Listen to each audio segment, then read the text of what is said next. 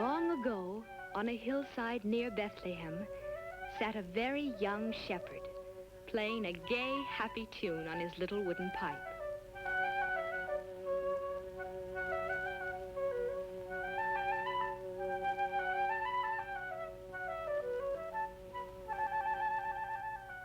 In that year, the Emperor of Rome had ordered all the people to be counted and taxed, each man in his own city. And so the highways were soon filled with travelers, returning to the towns where they had been born. On the road were a carpenter called Joseph and his wife, Mary.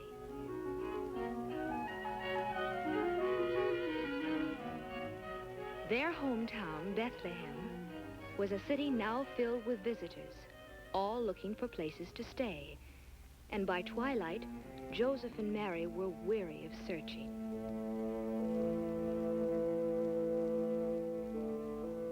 They had tried to find shelter for the night, and while people with plenty of money to offer were taken care of, Joseph and Mary were always turned away. Each place they stopped seemed to be full. Again and again they were disappointed and had to move on. When they came to the owner of one of the last inns, they were told that it too was full. But then the innkeeper remembered an old barn in back of his place of lodging. It was not much of a place, but Joseph and Mary were welcome to use it.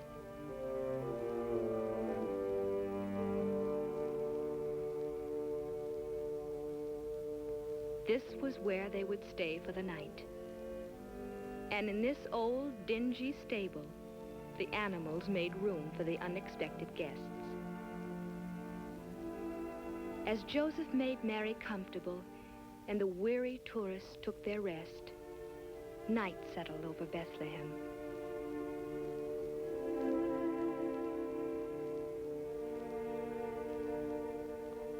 And in the stillness of that holy night, the little town waited silently for the wondrous gift that was to be given. In the sky that night, in the sky above the sleeping city, a strange new star appeared, the Star of Bethlehem, telling of the birth of a great new king to be cradled in a manger.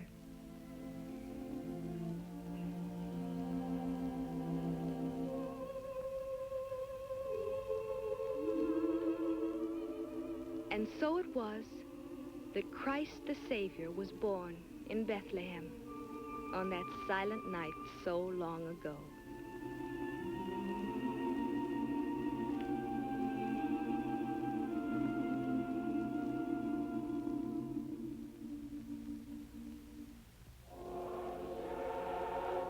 Nearby in the countryside, the shepherds were watching by their fires. Then, with the star, appeared a light, bright with the glory of angels, angels who sang to them of the birth of a king in a manger in Bethlehem.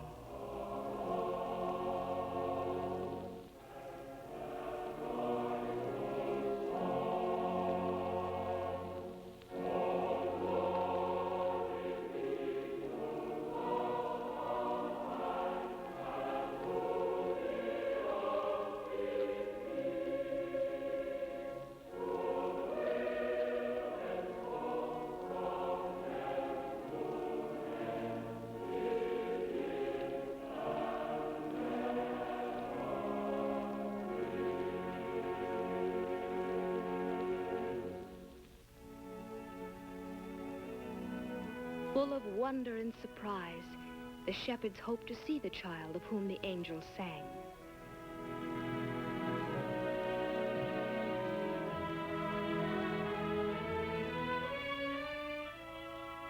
They gathered their sheep together and started toward the town. From the hilltop they could see the star, and beneath it they knew they would find the stable whose manger held the heavenly king. On they came, and the first to arrive was the very young shepherd playing his pipe. As he saw the baby with Mary and Joseph, he came close to the manger. Before the holy child, the shepherds all knelt and offered to him the beloved pipe, a sheepskin cap, and a little lamb.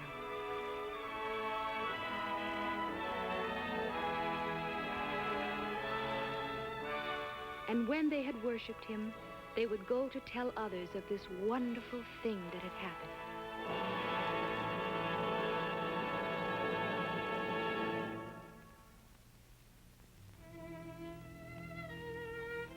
Far to the east, there were others who saw the star. In Turkestan, a princely astronomer sat studying his instruments. And suddenly in the sky above, the new star shone.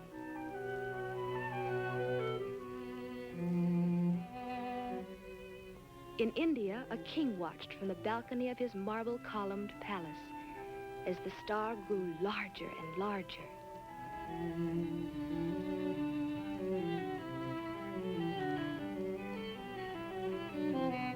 And on the desert sands of Arabia, a ruler was gazing toward the heavens, seeing that same star as it told of the new king's birth.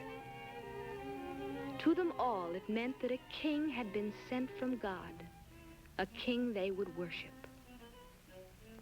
Each one set out to follow the star and to bring to the child a gift of love. The astronomer boarded his ship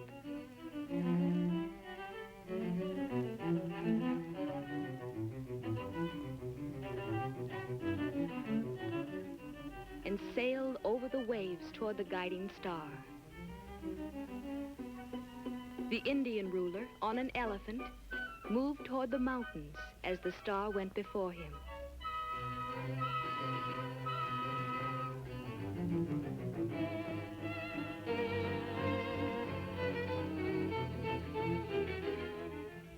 And from Arabia, across the desert, came the third king on a camel. It was a long journey and a hard one for all of them. But as they followed the star, each came nearer to the land of Israel, where Herod ruled.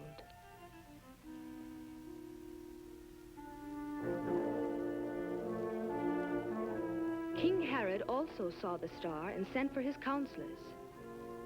To Herod's advisors, the star fulfilled a prophecy that a king should be born in Bethlehem, in the land of Judah. And while the eastern kings continued their journey toward Jerusalem, Herod was disturbed by this unwelcome news.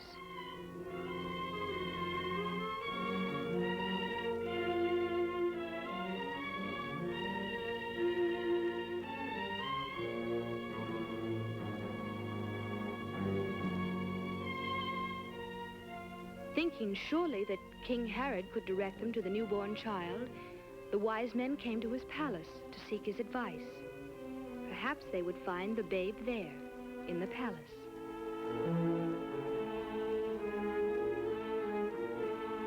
Herod sent them to Bethlehem, saying, "When you have found the child, tell me that I may worship him also." Of course, the wicked Herod had other plans, for he was jealous of the child king. But the wise men, who would be warned by God, were to return home another way. And so once more the kings from the east took their gifts and followed the guiding star. It led them out the north gates of the city, on toward the Bethlehem hills. Then, above the little town, it seemed to stop. At last they knew that here, in Bethlehem, they should find the newborn king.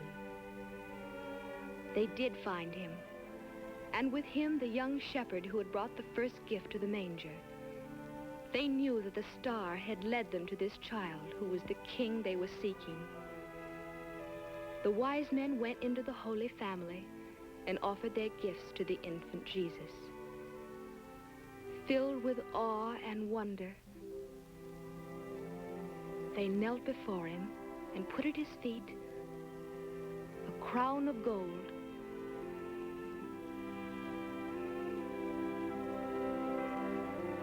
a chest of frankincense, a jar of myrrh. And they worshipped him, the child of the line of David, the Son of God, the King to be called Emmanuel.